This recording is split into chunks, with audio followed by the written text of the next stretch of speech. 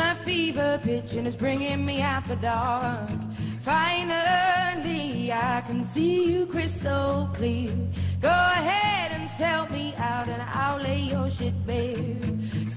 Olá, senhoras e senhores, muito bem, muito bom. Sejam bem-vindos ao terceiro podcast Espaço Comunidade. Eu sou Rodrigo Gonçalves e junto com Álvaro Kanashiro, Marcelo Pimentel e Rafael Munia, vamos bater um papo com a Ana Shudo.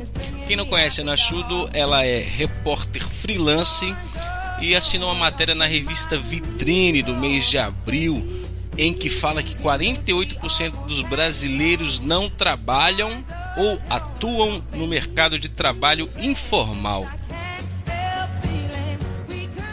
Mas antes de começarmos o nosso bate-papo com a Ana Shudo, eu gostaria de agradecer ao pessoal que deixou o seu comentário lá na fanpage do Espaço Comunidade, falando sobre o segundo podcast, que inclusive foi sobre a matéria da Vitrine, mas não com a participação da Ana. E justamente fizemos questão de poder convidá-la a participar para a gente poder entender um pouco melhor essa matéria. Se você quiser sugerir algum tema, se você quiser participar até do podcast, você pode enviar um e-mail para a gente aí pro espaçocomunidade@hotmail.com, dá uma passadinha na nossa fanpage lá, dá uma curtida e divulgue para os seus amigos para que o nosso podcast possa alcançar mais pessoas aqui na comunidade brasileira do Japão. Bom, vamos ao que interessa e até mais. É assim, eu sou repórter freelancer. Eu já fui repórter fixa de alguns veículos, mas hoje eu não sou mais. E como repórter freelancer, independente de ser freelancer ou de ser repórter fixo, o que acontece é assim, tem uma discussão de pauta e a gente trabalha em cima da pauta, o repórter no caso. Certo. Eu não fico sabendo como é que a matéria vai ser diagramada, entendeu? Então eu não tenho noção do que tipo de ilustração o editor vai usar, o que o arte finalista vai fazer para diagramar a matéria. Enfim, eu saio coletando dados e produzo o texto. É assim que funciona em qualquer redação. Ana, me diz só uma coisa, mas eles aí têm autonomia de mexer no seu texto, de alterar qualquer coisa sem prévio aviso? Como que funciona? Sim, claro, mas isso funciona em qualquer redação. Ah, tá. Isso é comum. Nesse caso, ninguém mexeu no texto, não, sabe? Teve uma coparticipação da editora, mas foi bacana, porque, na verdade, eu estava em contato com minha colega lá de Guma, para ela me ajudar a coletar algumas informações, mas ela estava super ocupada, assim mesmo ela deu uns pitacos aí, né? Então, só para dar uma esclarecida na matéria. Agora, as fontes que eu usei são todas governamentais. Não tem nenhuma fonte que eu criei, não. Em termos de números. São números que eu obtenho através de um determinado órgão governamental e são todas fontes cedidas pelo Ministério do Trabalho, da Saúde e do Bem-Estar e também do Ministério da Administração, que controla as estatísticas do governo. Esses números você busca por site ou um contato pessoal com eles? Bom, eu tenho vários meios de fazer essa busca. Né? Eu não vou revelar aqui para vocês, mas eu tenho vários meios escritos. Eles são confiáveis, vamos dizer assim, né? Lógico, são fontes seguras. Você não quer nenhuma delas? Você não quer compartilhar com a gente? Eu não posso. Que pena. Ela tem o direito garantido pela Constituição. Mas tem que proteger as fontes, tá certo? Mas poxa, compartilha com a gente pelo menos uma pra gente Não, poder... Rodrigo, mas isso tem. Se você entra no site, por exemplo, do Ministério da Justiça, quer ver quantos brasileiros moram em Hamamatsu? Sim, isso sim, é possível. Isso é fácil de conseguir. Não é nada assim, nossa, isso aí tá escondido. Não, Álvaro, mas a gente queria uma coisa mais assim, justamente esse mais tete a tete, mais próximo, entendeu? Tem que procurar. Não, mas esses números existem, são confiáveis, é lógico que eu não ia trabalhar com números hipotéticos. Na verdade, eu tenho muito mais material, desde o processo imigratório do brasileiro, aqui no Japão. Certo. Mas eu não posso revelar. Não, tudo bem. Agora. Não, tudo bem, não tem problema. A Ana já esclareceu aí que a edição, assim, a arte final aqui da matéria não é responsabilidade de quem escreve, né? E sim da revista, certo? Mas assim, até uma entrevistada numa primeira, quando a gente bate o olho na matéria e ao longo da matéria fica aquela impressão assim, de que, poxa, metade dos brasileiros realmente não trabalham, né? Mas realmente não trabalha mesmo.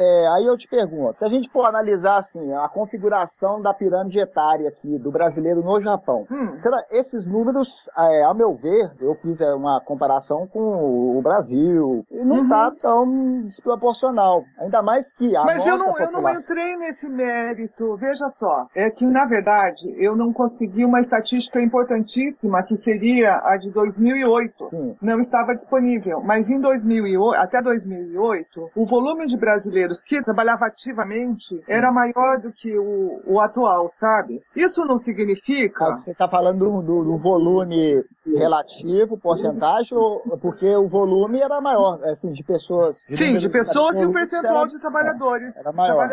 Trabalhadores. Veja só, isso não significa que eu esteja criticando ou condenando quem não faz parte dessa estatística, ou seja, os que estão inativos. Por quê? Dentro dessa categoria podem existir várias pessoas. Por exemplo, dona de casa, o marido não quer que ela trabalhe, ela não vai trabalhar, não vai aparecer aqui, normal.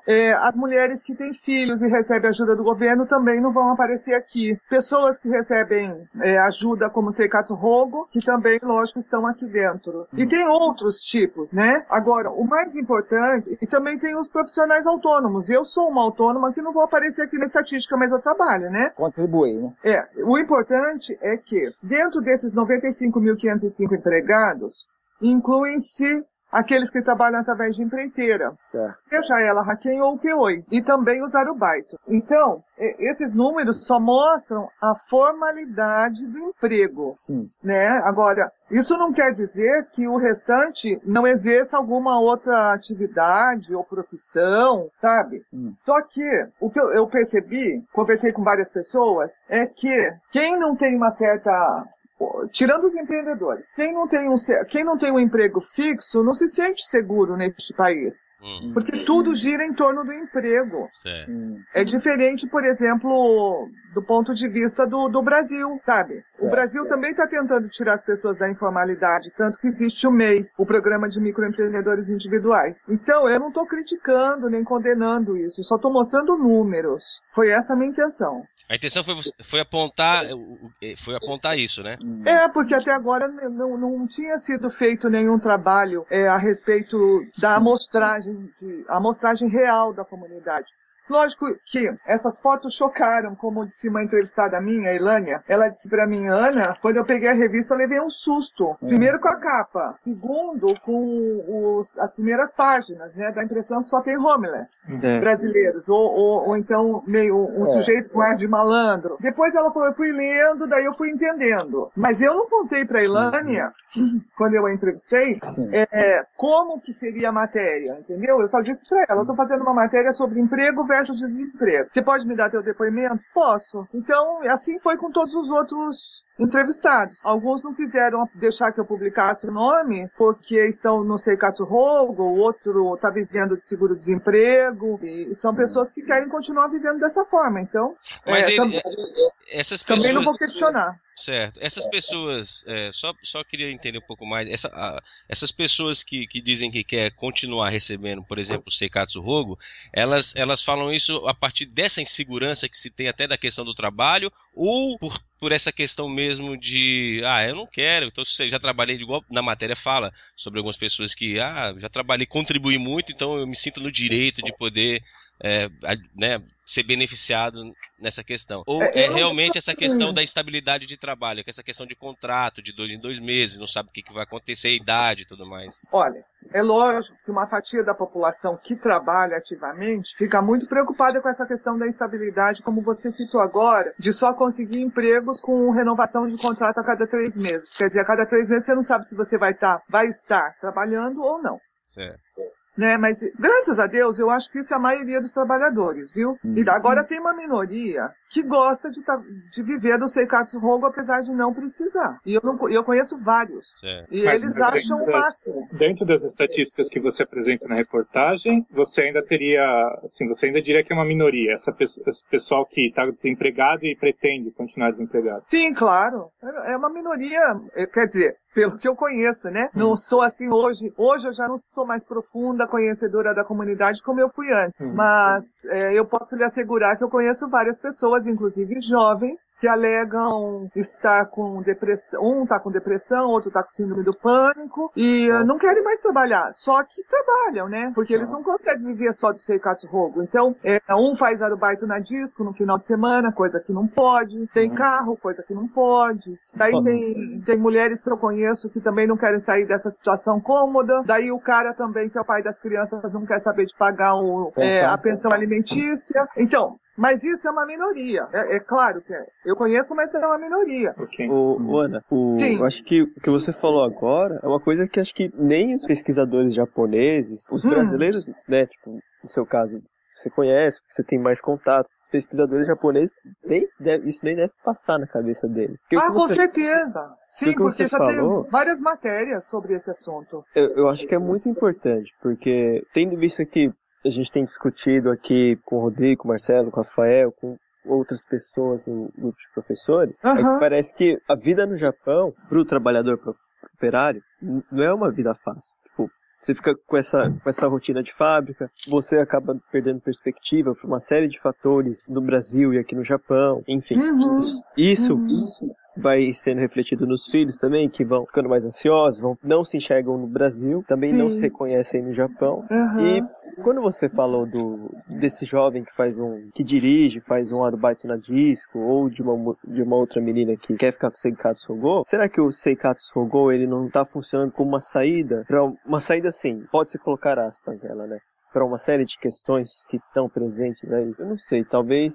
Olha, o Seikatsu Rogo não vai levantar isso em relação aos estrangeiros. Eu penso assim, né? Porque eu também conheço várias pessoas que estão no Seikatsu Rogo e que precisam, porque estão doentes, né? E estão sozinhas aqui no Japão. Então, tirando essas pessoas que realmente precisam desse benefício, porque na verdade isso é um benefício, isso não é um malefício, certo? Sim.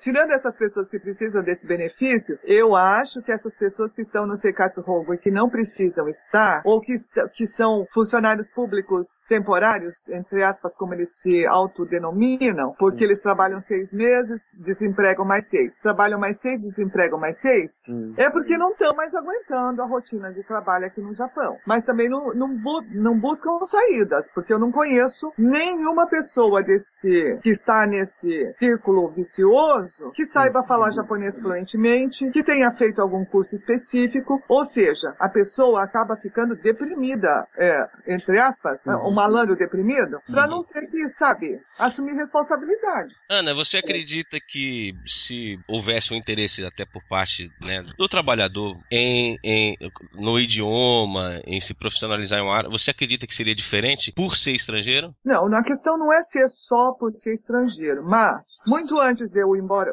eu estive no Brasil durante 3 anos. Antes de eu retornar, eu sempre dizia, eu sabia que o Lehman Shock iria acontecer.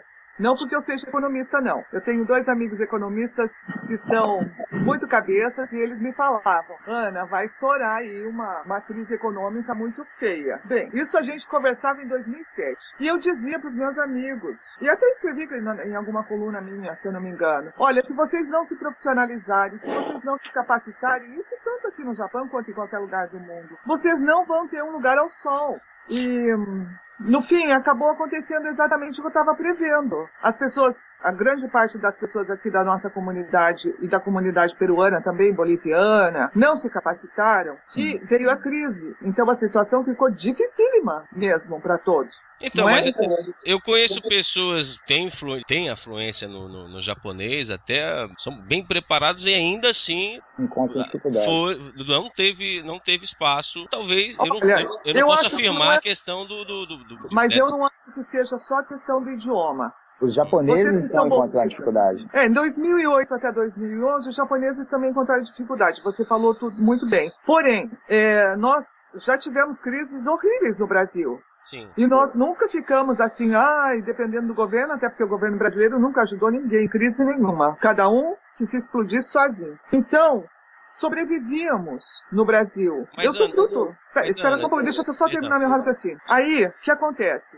Se o estrangeiro nós estrangeiros que estamos aqui no Japão, não nos capacitamos, e isso não significa só saber o idioma, não. É preciso conhecer a cultura, os costumes, né? Atrás de todo idioma tem tudo isso. E também entender a cultura japonesa, para poder se inserir no mercado de trabalho japonês. Então, as pessoas não se inserem porque elas não querem, sabe? Porque ficam dependendo sempre de uma Hello Work que tem atendimento em português. Por que ela não mexe a cara, não prepara um bom currículo e não vai numa Hello Work que não tem atendimento em português? Eu tenho certeza que ela vai conseguir, porque não há discriminação. Eu nunca fui discriminada. Então, a gente vai entrar naquela questão até do comodismo do brasileiro, que isso é notório, a gente não precisa nem entrar muito na questão, porque a gente percebe essa falta de interesse da comunidade. Eu sou uma pessoa que tenho participado mais e converso com um, com o outro, e muitos deles têm essa fala de dizendo assim, eu não vou ficar aqui mesmo, então para mim, apesar de talvez ele ficar mais 20 anos aqui, mas ele tem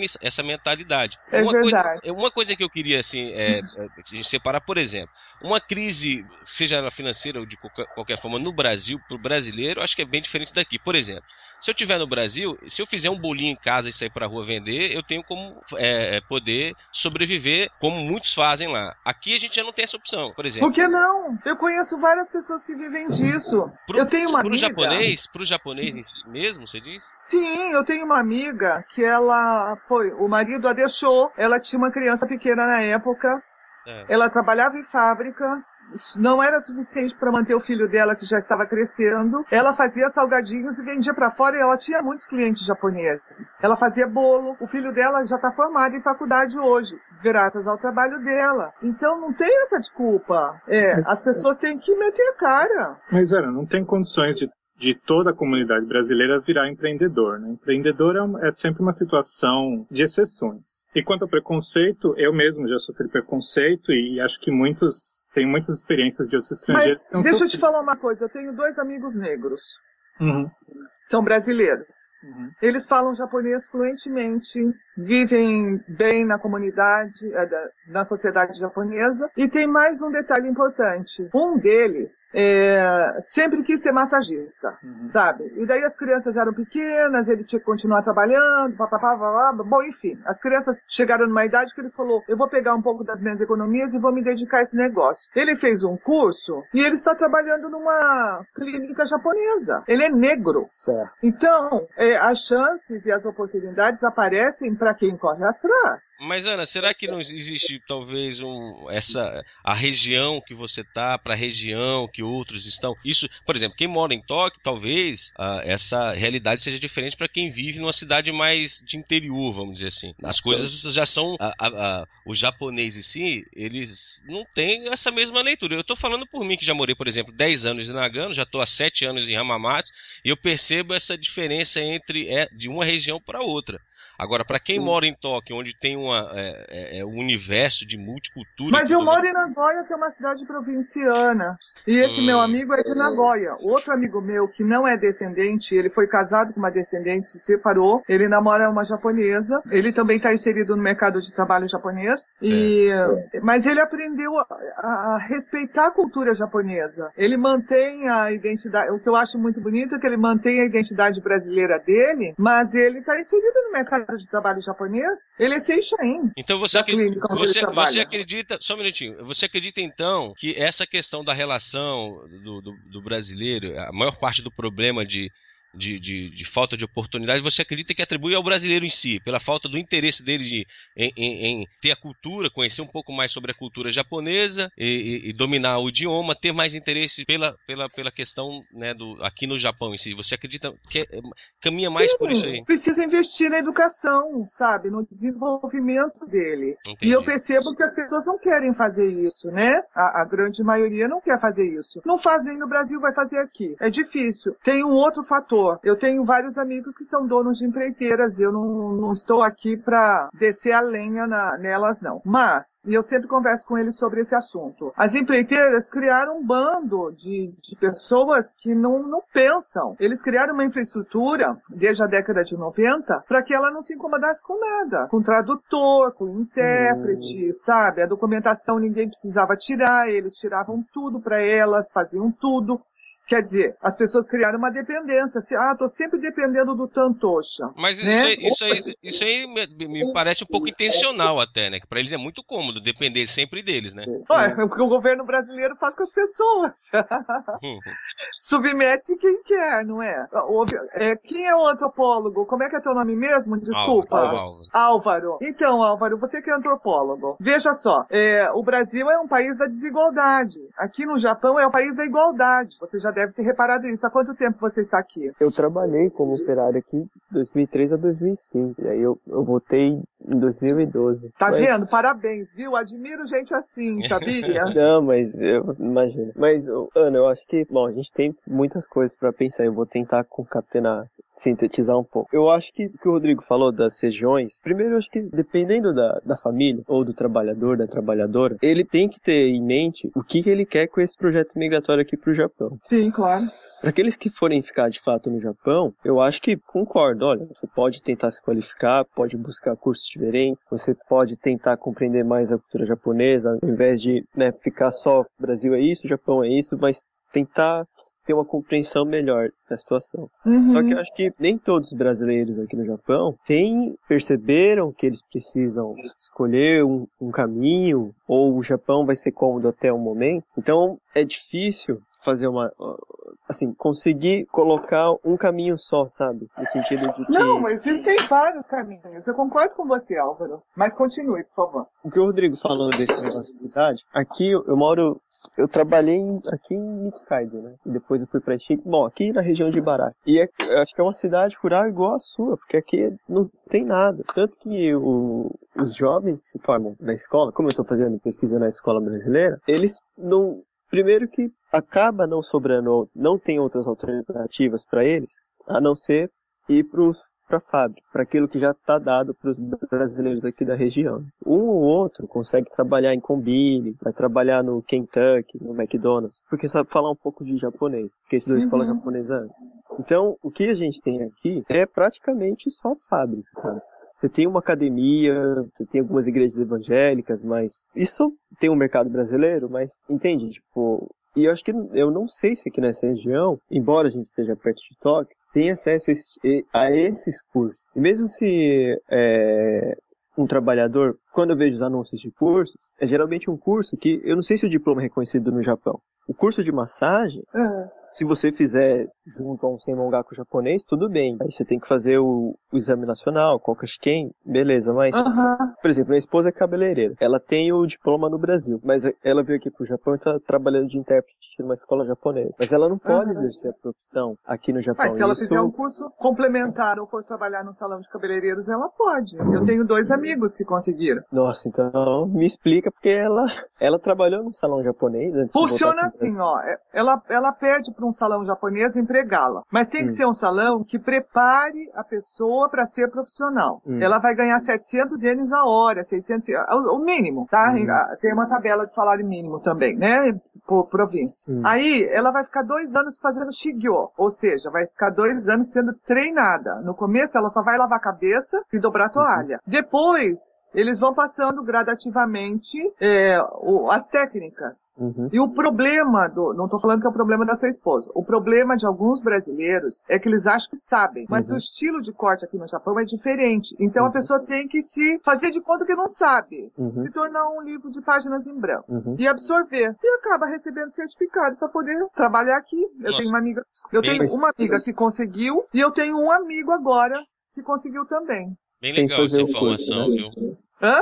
Bem legal essa informação que você está passando. Não precisa fazer o Kokashiken. Ele só você trabalhando. No futuro, se quiser tentar o Kokashiken, porque tem vários níveis, tenta, sabe? Eu conheci um menino brasileiro que ele estudou numa escola japonesa, então ele conseguiu, né? Mas esses outros amigos que eu citei, eles podem trabalhar, inclusive, e montar salão, porque o que acontece? Se tornar um hairstylist hoje no Japão, são milhares de jovens que se formam por ano. Mas são poucos os que têm talento. Então, quando o salão percebe que essa pessoa tem talento, faz de tudo para que ela possa ter seu próprio MC, inclusive ajudando financeiramente. Eu acho que é um bom caminho. Essa informação eu não sabia. Então tem vários caminhos. Basta a pessoa começar a procurar, sabe? Mas o problema também é que a gente percebe que, falando até de mídia, né, Ana, esse tipo de informação, eu não vou generalizar dizendo que não chega por todos, mas é muito pouco o apoio por parte da mídia em si em trazer pra gente informação como essa que você está dando agora. Eu concordo, viu? Eu vou te falar uma coisa. Os editores, eu já trabalhei em todas quase. Os editores, cada um tem sua linha de trabalho. Sim. E esse tipo de pauta pra eles não interessa. Mas por que não interessa? Porque Desculpa. a linha de pensamento... Eu não vou nem questionar isso, sabe? Ainda mais que é um podcast. Vamos polemizar o negócio. Mas não interessa. E depois depende muito da cabeça do editor, sabe? Por exemplo, essa revista Vitrine. Essa matéria chocou, nem faz parte da linha da revista Vitrine. Verdade, isso é verdade. Não faz parte da Vitrine, divulga lá os produtos da Globo. Mas eu tava conversando não com a editora, com o editor, e eu disse pra ele, de vez em quando tem que ter uma matéria pra dar uma cutucada na comunidade. E por isso que eu propus a pauta. Mas não é sempre que as pautas são aprovadas, não, viu? Entendeu? E também não é sempre que eu quero fazer matéria polêmica, não.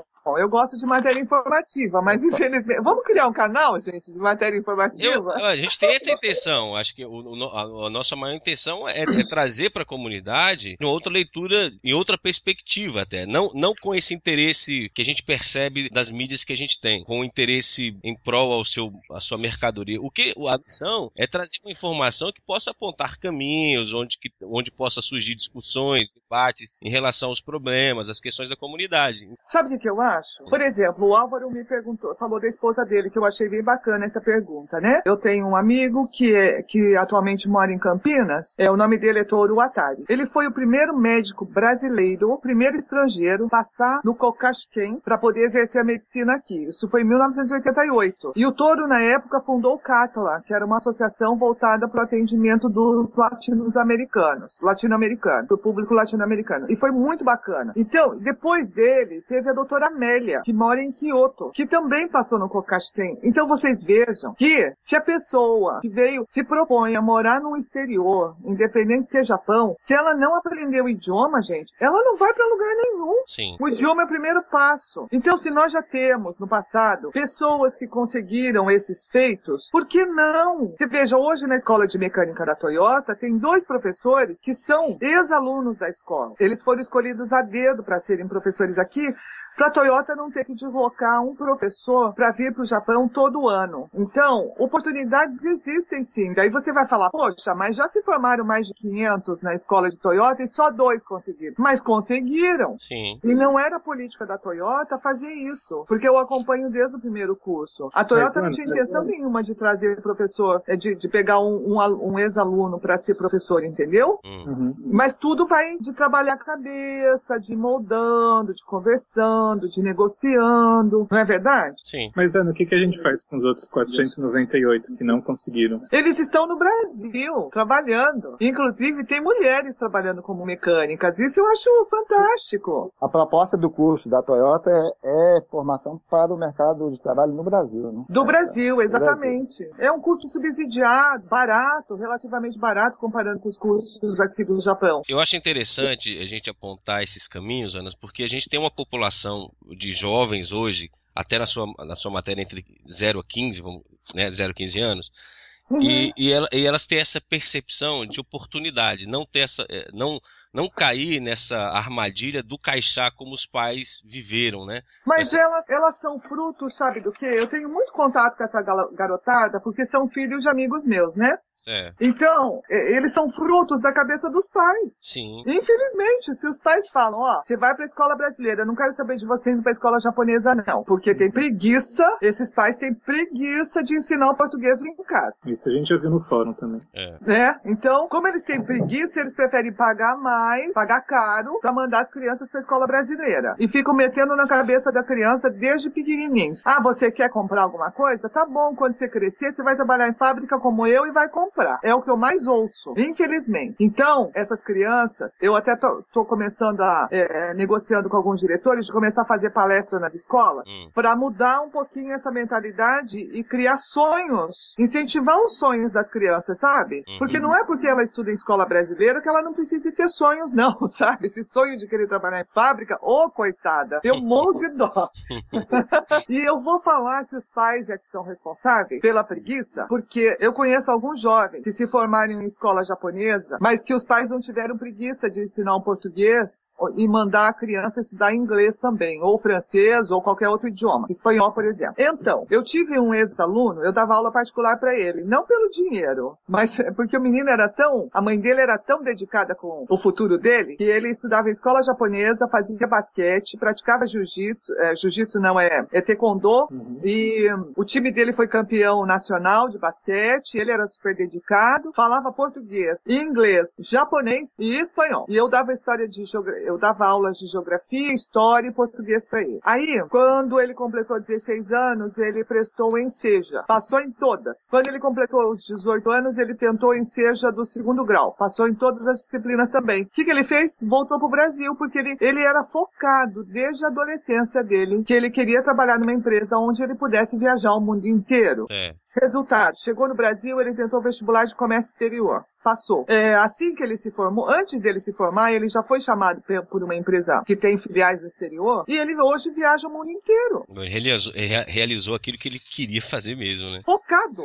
A pessoa tem foco. Mas, Ana, eu concordo com a sua fala nessa questão de foco, de oportunidade, mas nós somos brasileiros e a gente precisa encarar essa nossa realidade. A maioria das pessoas que estão aqui, elas focam no dinheiro. Elas não têm esse senso essa percepção. Olha, não é o dinheiro que me leva a algum lugar, o que me leva é o meu preparo, é o meu conhecimento, é a educação, isso que vai me trazer oportunidade. Tudo bem, a gente precisa apontar, mesmo que a gente pegue, não falando só dos jovens, mas a gente tem pessoas que têm 40 anos de idade, que têm uma idade produtiva, e existe a possibilidade de uma pessoa com essa idade de se formar, de ter sonhos e continuar a sua caminhada. E o problema é que a gente não encontra esse incentivo por parte nenhuma. Vamos ser realistas nessa questão. Eu participei da reunião que teve aqui em Hamamatsu com o embaixador que ele teve, e a grande preocupação da maioria das pessoas que estavam lá é com a questão da educação. A gente passou a maior parte discutindo com isso. Mas a questão, por exemplo, falando do Japão, essa questão de estabilidade de emprego, seja no Kaisha, por exemplo, se uma pessoa quiser estudar, se formar, fazer uma faculdade, um curso profissional, seja o que for, ela precisa ter uma estrutura, principalmente um pai hoje, ou alguém, uma família que o pai já tem nessa idade de 40 para 50 anos. O problema é que a gente tem um problema muito sério com essa questão trabalhista. O trabalhador ele precisa de uma estrutura. Como é que ele pode se programar a fazer qualquer coisa sem saber o que vai acontecer no mês que vem, daqui a 2 meses? Olha, eu vou ser bem sincera com você. Sim. As pessoas não se prepararam para esse momento. Não. Os economistas já diziam em 2007 que isso ia acontecer. Daí, então, o problema não é do Japão, certo? O problema é das pessoas. Segundo lugar, eu já trabalhei em fábrica. Eu acho que eu não fiquei nem 2 meses, porque eu queria estudar, e a fábrica queria que eu fizesse hora extra. Eu falava, eu não vou fazer hora extra, eu quero estudar. Daí eu falei, sabe uma coisa? Eu vou procurar emprego em outro lugar. E fui trabalhar num clube de golfe. Porque eu sabia que eu ia trabalhar até um determinado horário e depois eu ia poder estudar. Mas as pessoas têm escolhas. Elas não fazem escolhas porque elas não querem. Agora, não é o governo que tem que fazer alguma coisa. Isso tem que partir da pessoa. Então, agora, nesse momento, o Ministério da Saúde, aliás, o Ministério do Trabalho, da Saúde e do Bem-Estar, está muito preocupado porque os jovens japoneses também não querem mais ter trabalho formal. Eles não querem mais ser seishain. Então, eles estão procurando, também não querem mais fazer hora extra, também não querem mais entrar numa empresa e ser seishain, e quando a empresa disser assim, olha, você já completou 2 anos de casa, você vai ser transferido para Kagoshima. O cara não quer ir para Kagoshima, ele não quer ser transferido para Taiwan. Então, o governo também está estudando mecanismos de fazer com que haja um programa que abrace pessoas diferentes, mulheres que tenham crianças pequenas, jovens que não queiram ser transferidos, que não queiram ser, vamos dizer assim, como se fossem bonequinhos da empresa, entendeu? Então, esse é um problema crônico aqui no Japão. O Ministério está revendo tudo isso. Agora, se os estrangeiros, não é o caso só dos brasileiros, outros trabalhadores estrangeiros, como os filipinos, que hoje já são em maior número do que a gente, os bolivianos, os peruanos, anos. Se hoje a nossa comunidade está nessa condição empregatícia, foi porque também as pessoas não bateram o pé, não é? Se sujeitaram a isso. Ô, Ana, eu posso colocar uma questão aí nessa sua fala. Olha Sim. Só, você cita na reportagem aqui os dados dos empregados, brasileiros empregados. Aí eu senti falta aqui, né, teve uma outra matéria na própria revista Vitrine, na página 56, assinada pela Silvia Kikuchi, né? Que ela fala da missão salvar o Japão. E ela contextualiza aqui os números da população brasileira em relação às demais comunidades estrangeiras no Japão, né?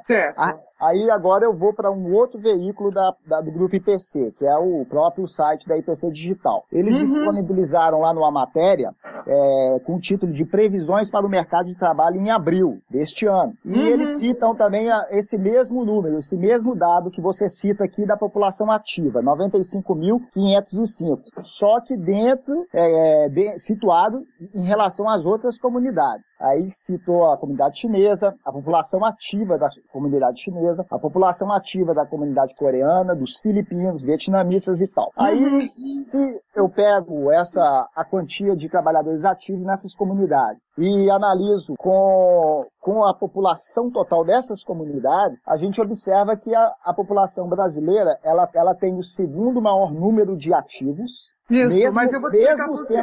Mas mesmo sendo a quarta, mesmo sendo a quarta em população, ela ainda mantém o título de segunda em força ativa, né? Mas eu vou te explicar por quê. Esses dados são dados do Ministério e são reais. Mas veja só, no caso que eu convivi bastante tempo muito próxima dessa comunidade, que é a filipina, as mulheres que trabalham à noite e os homens que trabalham à noite também fazendo iobikomi não aparecem nessas estatísticas, mas eles trabalham. Então, dá a impressão que os filipinos trabalham, quer dizer, que o percentual é muito menor do que o nosso, né? Pelo menos os ativos, o mesmo parâmetro usado que os brasileiros, eles estão, eles trabalham. Sim, é verdade, eu tenho esses números também. E os chineses, também, eu tenho bastante amizade com alguns da comunidade, acontece a mesma coisa. Os chineses vêm para cá para trabalhar como Kenshusei, por exemplo, como outros asiáticos, ou então vêm com algum visto especial, e logo, quando eles se acasalam e formam família, a mulher deixa de trabalhar. Certo. Segundo ponto, ou eles vêm trabalhar como Kenshusei e eles acabam saindo e vão para algum restaurante onde não aparecem como formais. E em relação a brasileiro, isso também não pode ocorrer. Ocorre. A situação do brasileiro, ela ocorre em menor grau. A incidência de mulheres que trabalham à noite, no caso das brasileiras, é bem inferior à das Filipinas, né? O percentual é muito baixo e a gente não tem nenhum levantamento oficial porque esses números não aparecem, né? Mas o percentual é muito baixo. E eu conheço várias delas que, além de trabalhar à noite, ainda estão no Seikatsu Rogo. Tá. Agora eu te pergunto, e dentro desse universo de 48% dos brasileiros são classificados como inativos, tirando aí uma parcela que recebe o Seikatsu Rogo e que não quer trabalhar, né? Mas não quer. Qual que é o outro aspecto negativo que você vê aí dentro desse número? 48%, negativo? No caso. Porque é o que nós estamos debatendo até agora aqui, o que está aparecendo assim é que a comunidade brasileira está numa situação complicada, delicada, sem muita perspectiva. Eu penso assim, olha, eu tenho observado que nós estamos vivendo o segundo baby boom. O primeiro foi em 95, quando o Dr. Sérgio Branco fundou o Disque Saúde, né? Nós tivemos o primeiro baby boom. Já se passaram 20 anos. Então, é óbvio que hoje esses jovens aí de 94, 95, já sejam pais e estejam gerando filhos agora. Eu tenho percebido nas festas das empreiteiras, essas reuniões que eu sou convidada de vez em quando, o volume de crianças realmente é muito grande. Saiu até uma pesquisa que a comunidade brasileira, em proporção, é a que gera mais crianças. É verdade. Está colaborando aí para a taxa japonesa aumentar. Ainda bem. Então, eu percebo também que tem muita mulher que não trabalha. Mas isso é um aspecto, seria negativo? Não sei. Acho que depende da pessoa. Eu não posso dizer se é negativo ou positivo, mas eu tenho observado que muitas não trabalham. A maioria. Eu posso fazer um comentário? Sim. fiquei pensando, esse lance do Baby Boom é interessante, porque é uma coisa que realmente, pra mim, passou batido, né? Uhum. E se essas crianças são filhos daquelas crianças de 20 anos atrás, então de fato está tendo uma segunda, terceira geração de brasileiros aqui no Japão. Uhum. Que até acho que a diretora de uma escola comentou comigo, assim, né? Que, tipo, às vezes os pais já cresceram no Japão com essa coisa de fábrica, etc. e tal. Outra coisa é que pela conversa que a gente teve agora, é que, dado as condições de imigrantes em geral no Japão, então, eu acho que a comunidade brasileira, assim como as outras comunidades estrangeiras aqui, estão começando, ou vão ter que começar a pensar, numa perspectiva que está para além do que já está dado, né? Acho que a sua fala, Ana, foi mais ou menos nesse sentido, sabe? Tipo, olha, as pessoas conseguem, as pessoas podem se sair, sei lá, da sua zona de conforto, ou podem arriscar e galgar outras coisas, seja no Japão mesmo, né? Uhum. E é uma perspectiva que acho que é interessante. Então, mas como a gente transformar isso, tirar desses casos de exceções e transformar isso em uma coisa mais regular, entende? Porque o contato que eu tenho com famílias aqui é de pessoas que estão passando por uma série de dificuldades, sabe? Tipo, às vezes estão no Japão nem porque elas querem, mas porque elas de fato precisam, né? Tem até aquela questão de que você tem famílias separadas entre Brasil e Japão, mas o pai ou a mãe estão no Japão e elas mandam dinheiro pro Brasil, e você estando separado, você mantém a família unida, entende? Então, tem algumas questões colocadas aí que às vezes elas são um pouco complicadas, entende? Tem pessoas que, não sei, estão aqui há muito tempo, ou imigraram com 40, 50 anos. Eu não acho que a idade seja um problema, pelo contrário. Mas a fábrica, o serviço de fábrica, ela exige um ritmo, impõe uma rotina que acaba com a pessoa, né? Concordo com você, não é fácil então, não. Eu sei que tem esses casos de exceções, acho interessante, sim, pessoas que conseguiram encontrar uma saída no meio desse fluxo migratório, eu acho muito legal. E aí, eu acho que o que a gente pode extrair é como transformar esses casos de exceções em casos mais regulares, né? Falou-se do modelo para jovens, para alunos. Aqui em Skies, aqui em Tsukuba, tem um projeto parecido, que é justamente o Shokuiku Project, para você abrir as perspectivas, colocar alguns sonhos, ou falar, olha, é possível você, sei lá, vir fazer faculdade em Tsukuba, né? No caso, vem alunos de escolas brasileiras para cá. Só que, tudo bem, né? Isso é uma autocrítica que eu faço, inclusive, pra mim, porque eu participo do projeto. A gente tá com esse discurso do sonho e tal, legal. Mas se a gente olhar pro entorno dessas crianças, se olhar o cotidiano das escolas brasileiras, nossa, fica... Eu percebi isso, né? Que fica difícil você só falar, sendo que ela não tem, de fato, chances pra conseguir atingir isso, né? Tem até um menino que tá fazendo cocô à noite, noturno, acho que ele tá no 4º ano, porque ele tá fazendo noturno, correspondência, sei lá. Então ele tá fazendo um ano a mais.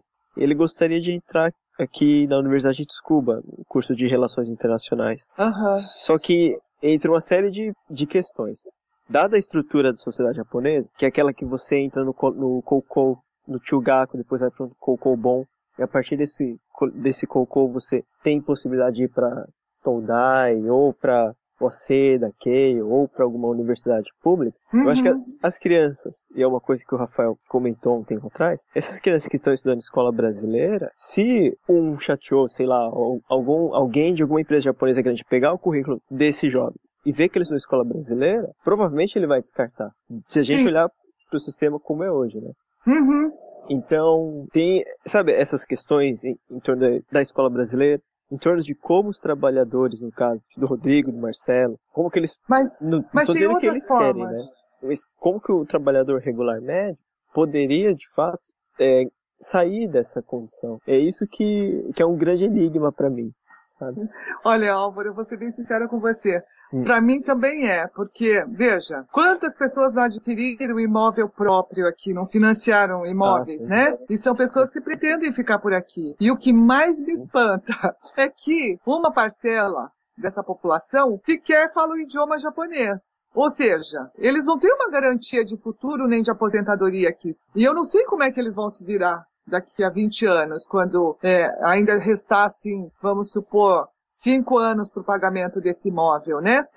Provavelmente os filhos que vão assumir isso, sei lá. Mas também tem essa questão que você falou agora há pouco. Se a pessoa não tem um bom currículo escolar, ela não consegue chegar numa boa faculdade, muito menos talvez conseguir uma boa colocação. Mas tem um outro aspecto. Eu assino uma newsletter de uma companhia japonesa que recruta pessoas multiculturais. Esses dias tinha um anúncio e ficou por 3 semanas, precisando de jovens até 25 anos que fossem poliglotas. Se já soubesse falar 2 idiomas, incluindo o japonês, independente da nacionalidade, ele já seria contratado. E para quê? Para ser treinado, para ocupar cargos de gerência para as novas filiais, que é uma empresa grande. E quando eu falo grande, é grande mesmo. Eu acho que a Colgate até da Toyota. Para ocupar filiais na África, no Brasil, na Argentina, no México, sabe? Em Singapura. Então, nesse tipo de empresa, não é necessário ter um currículo escolar maravilhoso, né? O que eles querem é resultado. O cara pessoa multicultural. E eu tenho uma impressão que demoraram para encontrar esse número de candidatos, porque o anúncio ficou por 3 semanas. Então, oportunidades existem. Por que eu assino essas newsletter, apesar de não ter idade para isso? Não estar classificada nessa faixa etária? Para eu ver como é que o mercado japonês está se comportando. Então, se o jovem for antenado, numa era que nós temos a internet, quisera eu ter 20 anos agora, ter 20 anos, com todo esse avanço tecnológico, gente. No meu tempo não tinha, não. Acho que todos nós,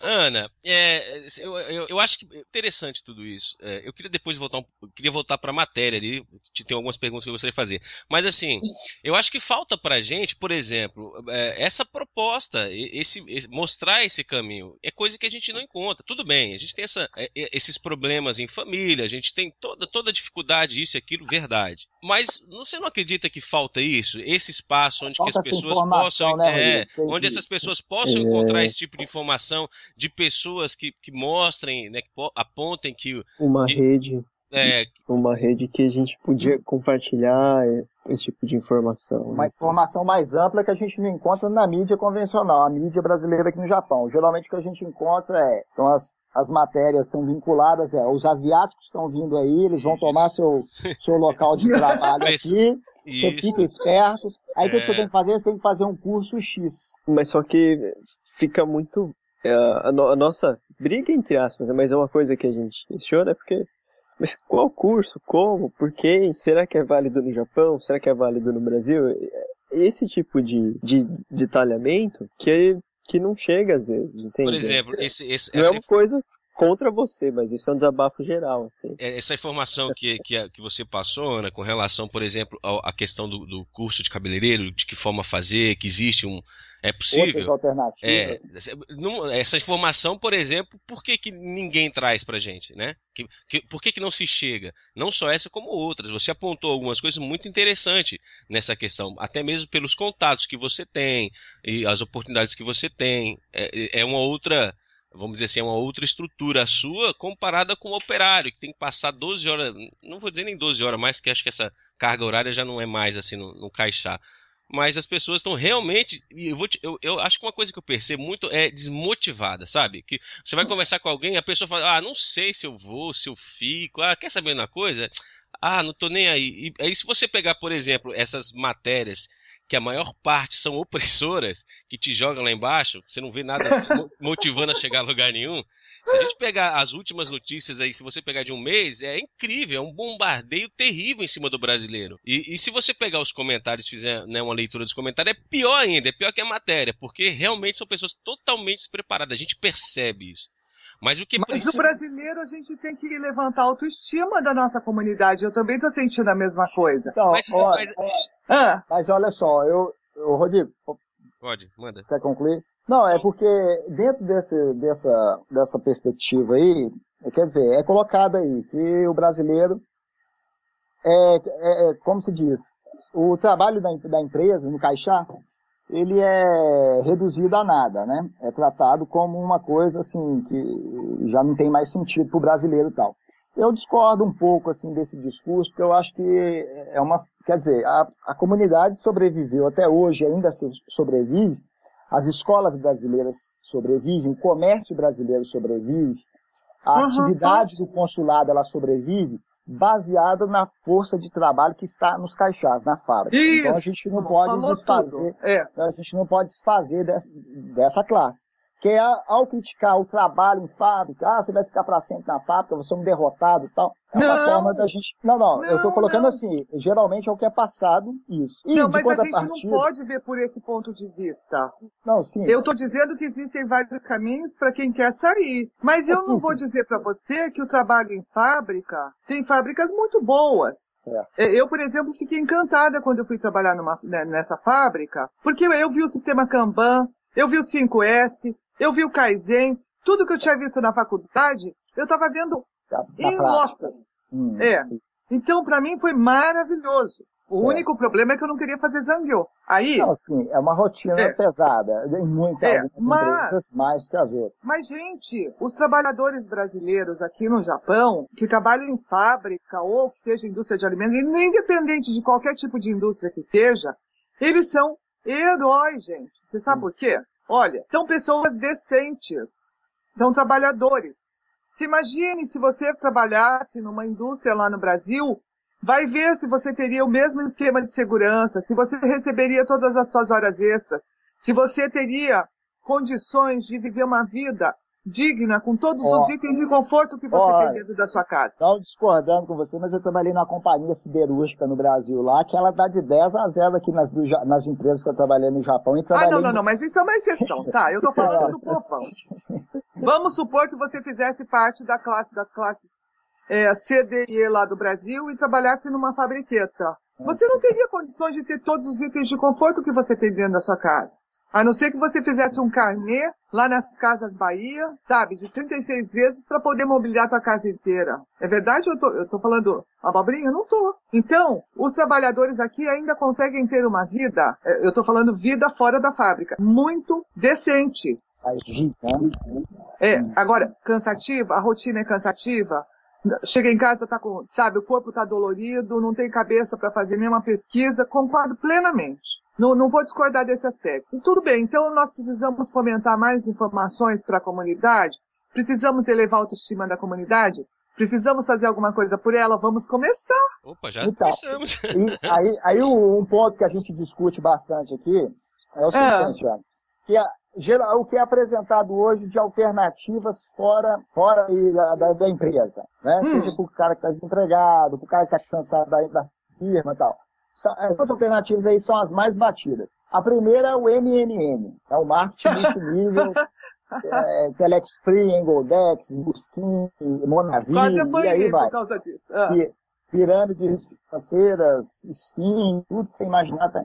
E essa é uma alternativa aí. E o que eu tenho percebido é que muita gente está embarcando, pessoas que estão aqui no Japão, que por esse discurso, elas se sentem que contribuem nessa frustração do brasileiro, que ele acaba entrando mesmo. Poxa, é verdade, eu estou há muitos anos na fábrica, com perspectiva de volta. Uma também, a perspectiva de essa questão de não voltar. Mas é pelo imediatismo, viu? Então, mas isso por causa do imediatismo. A gente não pode esquecer da história do boi gordo. A gente não pode esquecer do caso daquela consultora que deu cano aqui, da Nipomed, entendeu? A Vestus Master.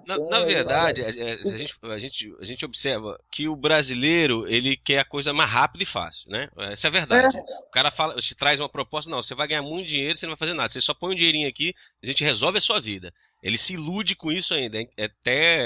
É triste ainda ter, com tanta informação que se tem, de tanta gente que já foi lesada nessas questões, ainda se envolver. Mas o pior, Ana, é o que a gente percebe, é que tem muita gente se aproveitando ainda disso, sabendo de tudo isso. Eu digo dos aproveitadores. Por exemplo, nós pretendemos gravar um podcast falando sobre essa questão para tentar orientar um pouco melhor. A gente estava cruzando algumas informações, coisas simples, de você fazer uma pesquisa com relação a onde que é o escritório, o lugar, você vai no Google Maps ali, você consegue até visualizar o lugar. E a gente percebe essa discrepância que existe, mas ainda assim a gente percebe o tanto de gente que oferece tudo isso. Aí já não sei se existe uma maldade ou esse interesse financeiro a gente já não consegue entender um pouco disso. Qual a leitura que você faz nessa questão aí? Eu já quase apanhei por causa disso, mas enfim, porque eu falo as coisas muito diretamente e já fui até ameaçado. Mas as pessoas têm que ter um pouquinho de consciência. Eu não vou falar que todos os MMN são ruins, não. Mas ela tem que observar e fazer uma pesquisa, verificar se o negócio é bom, se ele realmente é MMN, ou se é uma pirâmide disfarçada de MMN, e também não almejar, sabe, retorno imediato, porque não existe isso de retorno imediato, entendeu? Então, não embarcar nessa questão do imediatismo, não. Até porque, agora, tem uma coisa, eu não faço parte de nenhum marketing de rede, mas uma coisa que esses caras sabem fazer muito bem é dar aula de motivação. Se as pessoas pegassem só essa parte da motivação para transformar isso em energia para a vida pessoal dela, ela ia ter um outro foco, sabe? Mas isso aí a gente discute uma outra hora, né? Porque isso aí ainda vai dar muito pano pra manga. Vamos voltar um pouquinho aqui na questão da matéria. Por exemplo, assim, uma curiosidade minha, por exemplo, tem umas letras engarrafantes para algumas coisas aqui que meio que derruba o brasileiro. Mas uma curiosidade minha que eu queria saber assim. No caso, por exemplo, foi entrevistado o rapaz que tem um canal no YouTube, né? Uhum. Você acredita que esse pessoal é formador de opinião por alguma coisa? É formador de opinião, vai lá. Gente, é uma coisa de louco esse menino. Ele é um rapaz muito inteligente, ele sabe mexer com o psicológico das pessoas, sabia? E ele forma opinião, por incrível que pareça. Por isso que eu não podia deixar esse menino de fora. Mas, Ana, eu vejo um perigo nisso. Ele é formador de opinião, mas a opinião dele é interessante. Você fazer uma leitura com relação ao brasileiro, que não está nem usando, não vamos usar aqui a forma que ele coloca, não sei o que lá. Mas assim, se eu chegar e gravar um vídeo no YouTube, né, descendo a lenha do brasileiro, fazendo gracinha, palhaçada, a audiência é certa. Mas é por isso que ele sabe trabalhar com psicológico. Mas, Ana, esse discurso, ele é batido. Esse não é, eu não vejo isso. Mas você ele complementa a opinião. Não, ele Mas... complementa a opinião, porque o brasileiro, qualquer lugar que você vai, ele tem essa ideia mesmo de criticar, de descer a lenha no próprio povo. Uhum. Então, é nessa questão que eu tô colocando. Por exemplo, até fazer a crítica, eu acho, tudo bem, a gente vem e faz a crítica em qualquer coisa, mas apontar um caminho melhor. Eu venho aqui, vou falar, por exemplo, igual nós fizemos uma crítica com relação à matéria. Aí que a gente pensou, poxa, vamos tentar conversar com a Ana pra gente compreender um pouco melhor o que foi proposto, qual que é a ideia, como é que funcionou, tudo que aconteceu, e a gente trazer uma luz maior, mais ampla, para aqueles que absorveram de forma errada ou não conseguiu compreender. Bom, eu acho que assim, fizemos uma crítica, vamos apontar um caminho melhor, que vai ser mais construtivo. Agora, no caso dele e de outros, eu não tenho nada, eu não conheço, eu tô falando uma questão, se a gente cai nessa coisa de ouvir um rapaz assim, nessa pegada aí desse jeito, a gente não vai sair do lugar. É perigoso a gente ficar mais aí estagnado. Mas como repórter eu não posso deixar de ouvir. Você tá entendendo? Mas eu acho, não é um risco. Mas porque eu foco nele, se tem, por exemplo, aqui a Elania... Não só ele, né? Mas tem a Elania aqui, por exemplo... eu fiquei muito emocionada de conversar com ela, porque eu já a conheço e eu sei do quanto ela lutou para poder sair da informalidade. Ela ainda continua, mas sabe, a alegria do marido ser efetivado no emprego, sabe? Então, mas aí, Ana, isso dado é mais... emocionante. Na verdade, mas se você, por exemplo, for olhar para a revista, se dá uma ênfase maior para ele do que para ela. Pois é, mas aí, sabe, tem toda uma questão de diagramação, da popularidade da coisa. Você sabe que eu já trabalhei na Globo durante muitos anos, lá no Brasil. A Globo é uma máquina de fazer a cabeça das pessoas. E você vai ficar criticando a Globo? Ela é campeã de audiência. Aí a Record desce a lenha da Globo e monta todos os programas no formato da Globo. Tira todo mundo da Globo e leva pra lá. Gente, é isso que dá ibope. Mas assim, a gente não... Tirando o lado intelectual, o Sky é um formador de opinião. Isso me assusta, cara. É um formador de opinião. Mas, gente, vocês têm um podcast, vocês também são formadores de opinião. Agora, vocês trabalham numa linha, ele trabalha na outra. Podia chamar mas ele vai ver a popularidade que esse cara tem. Então, acho que a gente precisa mudar a direção do nosso do que a gente faz. A gente vai ter muito mais popularidade. É interessante conhecer a trajetória dele. Não, é assim, mas assim, é aí que tá. A gente tem esse problema sério, falando em popularidade.